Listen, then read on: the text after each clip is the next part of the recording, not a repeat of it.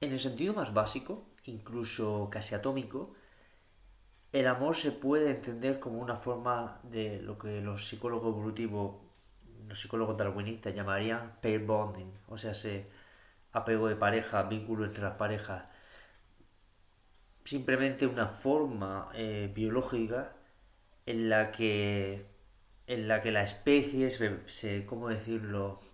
Garantiza el criado de la cría en común. Es por eso que según varios estudios, por ejemplo, Helen Fisher en Anatomía del Eros, explica que la duración media del impulso amoroso, el honeymoon effect, o sea, el efecto luna de miel, el enchochamiento, podemos llamarlo así también, tiende a durar una media de 2 a 4 años.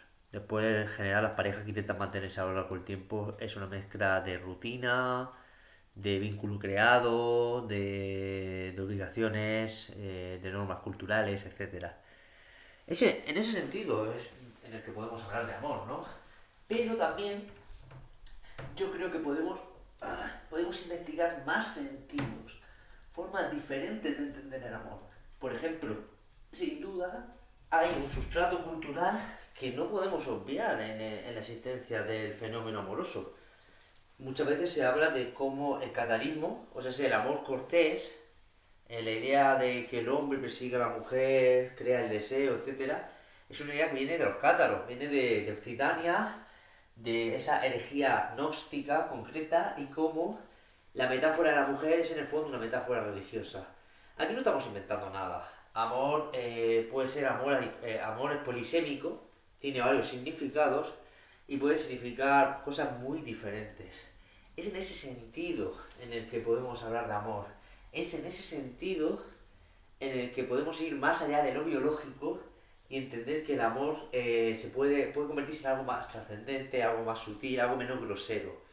Porque en un sentido biológico, y a veces triste, si el amor es solo un chute unos chutes de una combinación entre dopamina, serotonina y oxitocina, que hace que te quedes al lado de una hembra concreta el tiempo suficiente para que las crías sean mayores, puede ser un poco triste a veces. Al final estar encerrado en esa pesadilla darwiniana en la que todo es sexo, reproducción y replicación de los diferentes genes, etcétera. Yo creo que podemos ir más allá de eso, sin obviar que existe una base biológica, ya que como sucede en el árbol de el árbol de la Kabbalah, o sea, los 12 Sefirot, donde tenemos Malkuth, que está en la base de todo, y es el mundo material. Pero ese mundo material puede ascender, puede trascender, puede volverse más sutil. Yo creo al mismo tiempo que cuando hablamos de amor tenemos que saber, por un lado, trascender esos impulsos, espiritualizarlos. Y yo sé que puede sonar abstracto, a veces tenemos que ir más al detalle, ir a las técnicas, a los trucos, a la manera de verlo, etcétera. Tenemos que ser capaces de entender eso, no obviarlo, no ser ingenuos. Porque yo creo que ser ingenuo en esta vida es uno de los peores pecados que podemos cometer. No conocer el mundo que habitamos, no conocer nuestros deseos, no conocer nuestro impulso, no conocer los límites de la carne, voy a decirlo así, en un sentido religioso, la carne. Y es por eso que yo creo que en asuntos amorosos es importantísimo entender eso. Pero también yo creo, o yo pienso, que hay que saber, casi como en un neoplatonismo aplicado a la vida, entender que no solo uno tiene que coger el deseo y trascenderlo e ir más allá, sutilizarlo, sino también bajarlo a tierra, sino no caer en el dualismo. El dualismo, que ojo, pensamos que no somos cristianos, pero sí siguen existiendo un montón de formas dualistas de entender el amor. Sin duda, la monogamia actual, el concepto de lealtad, el concepto de amor para toda la vida, en nuestras fantasías románticas tiene una impregnación de dualismo y por eso se recrimina y por eso no integramos el pecado, porque en el amor existen pecados. Existe la infidelidad, existe la deshonestidad, existe la crueldad.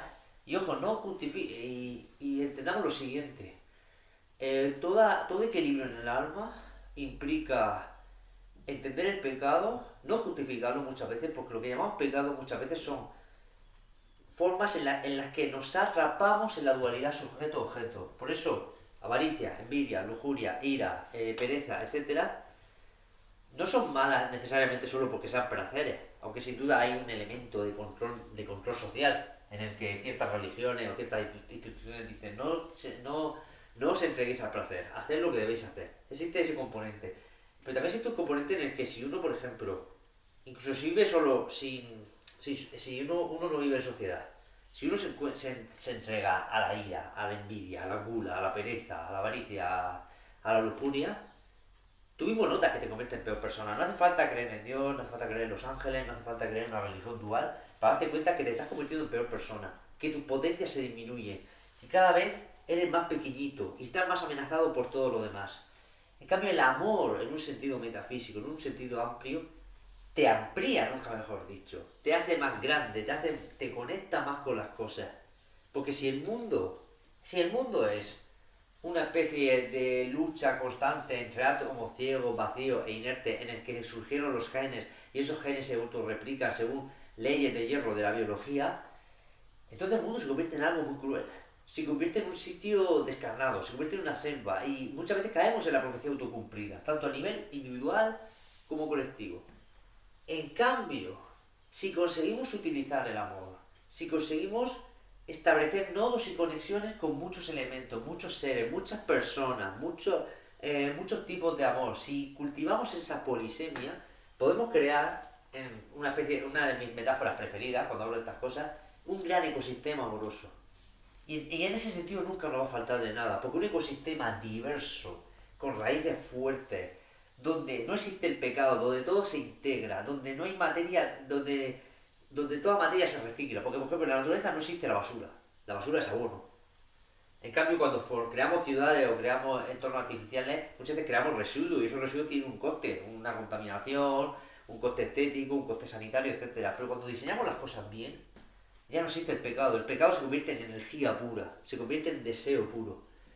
Y es por eso que, y aquí yo creo que ya los detalles quizás no se salen del humilde alcance de este vídeo en el que hablo con vosotros mientras hago ejercicio, pero por dar algunas pistas, uno de los elementos claves, el primero sería el cultivo de una abstinencia inteligente. Ya desde el siglo XIX, y esto lo puso de moda ya posteriormente, bueno, de moda, lo puso de moda ciertos círculos, un libro que me parece muy interesante, que es La flecha envenenada de Cupido, de Marnia Robinson. Pues bien, meter la abstinencia dentro de la pareja, dentro del amor, es un factor clave. Permite, eh, permite cierto cultivo del deseo, permite que el fuego crezca.